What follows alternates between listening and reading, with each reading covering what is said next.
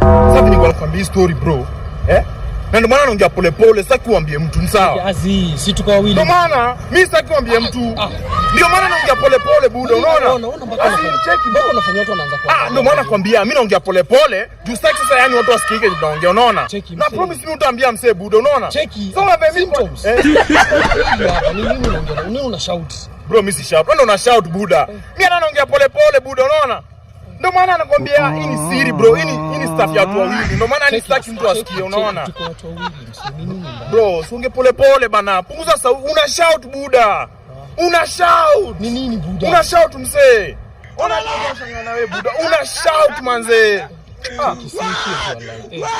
Bro, ni nini una shout? Ongea pole pole mzee. Huku ni residential buda. Huku ni kileleshwa tukiwa tukelele buda. Sawa?